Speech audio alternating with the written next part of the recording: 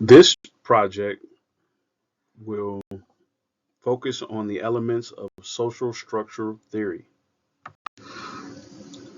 The topics we will cover will be the definition of social structure theories, social disorganization theory, the branches of social disorganizational theory, strain theory, the branches of strain theory, cultural divariance theories, and the branches of cultural divariance theory. We will come to a conclusion and we will have a design statement to show how we got to this place. What is social structural theory? Social structural theory is the view that disadvantaged economic class position is a primary cause of crime. There are three branches to this theory. There is social disorganization theory, strain theory, and cultural divariance theory. What is social structural theory? Social structural theory is the view that disadvantaged economic class position is a primary cause of crime. There are three branches to social structural theory. The first branch we will explore will be social disorganization theory. The second branch will be strain theory. The third will be cultural divariance theory. The first will be social disorganization theory. This branch focuses on the breakdown in inner city neighborhoods of institutions such as family, school, and work structures. There are theories within this theory, and those theories will be broken down as centric zone theory, social ecology, and collective efficacy. The theories of social disorganization all center around location and community. The first theory is centric zones. Criminalists Clifford Shaw and Henry McKay, they're considered to be pioneers in the 20s, and they studied crime and its delinquency in the changing urban environment and ecological development of the city. The term transitional neighborhoods described areas undergoing shifts in population and structure, usually from middle class residents to lower class mixed use. They recognize that there are certain centric zones. These different zones contain different types of crimes. And some zones, they never changed. The ones that were more crime ridden stayed crime ridden. And they call these transitional neighborhoods. The second theory is social ecology.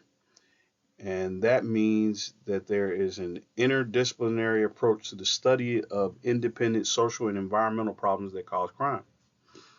Some of those problems would be community disorder, community fear, the community suffering from a siege mentality, community changes, and poverty concentration, which simply meant that all of the poverty was concentrated in one small area.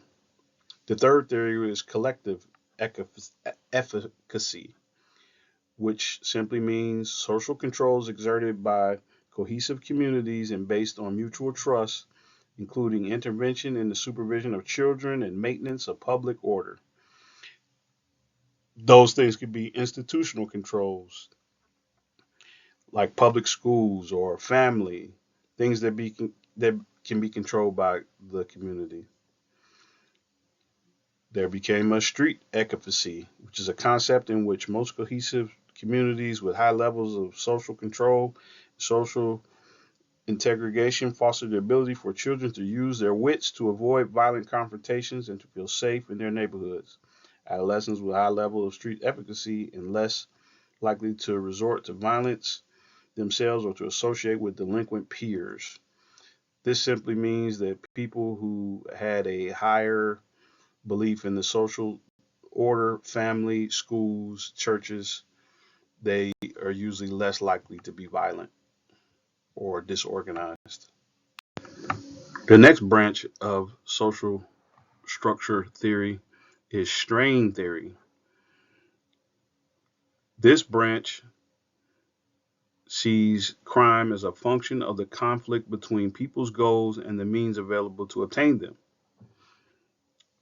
There are four theories within strain theory. First one is the theory of anomie, institutional anomie theory, relative deprivation theory, and general strain theory. Theory of anomie is the view that anomie results when socially defined goals such as wealth or power are universally mandated, but access to legitimate means such as education or job opportunities is stratified by class and status. Institutional anomie theory is the view that the anomie pervades U.S. culture because the drive for material wealth dominates and undermines social and community values. A good example of that would be the American dream. Relative deprivation theory derives from envy, mistrust, and aggression resulting from perceptions of economic and social inequality. General strain theory is the view that multiple sources of strain interact with an individual's emotional traits and responses to produce criminality. This invokes emotions like anger, frustration, and adverse emotions produced by a variety of sources of strain. The third branch of social structure theory sees strain and social disorganization together, resulting in a unique lower class culture that conflicts with conventional social norms. There are three theories that fuel cultural deviation theory. That is focal concern, theory of delinquent subculture, and the theory of opportunity. What is focal concern? Focal concern are values such as toughness, street smarts that have evolved specifically to fit conditions in lower class environments. They're a process whereby values, beliefs, and tradition are handed down from one generation to another. A good example of that would be gang activity. Theory of delinquent subculture, a value system adopted by lower class youth that is directly opposed to that of the larger society. A good example would be social frustration at your economic status. The third theory would be theory of opportunity, the view that lower class youth, which legitimate opportunities are limited, join gangs and pursue criminal careers as alternative means to achieve universal success or goals. It means that you seek the American dream through criminal means. Social structure theory can best be described as the view that disadvantaged economic class position is a primary cause of crime. There are three branches of this theory. Social disorganization theory, which involves centric zone theory, social ecology, and collective efficacy.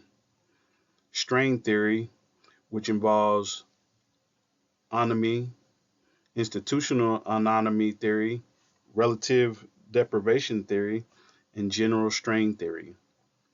And the third branch is cultural devariance theory, which focuses on focal concern, theory of delinquent subculture, and theory of opportunity. Design statement. This week's project was completed through reading Chapter 6 of the textbook. I reviewed the section that educated me of the three branches of social structure theory. I took detailed notes of each branch of social structure theory and organized them in my project so they explained each theory's importance to the overall social structure theory.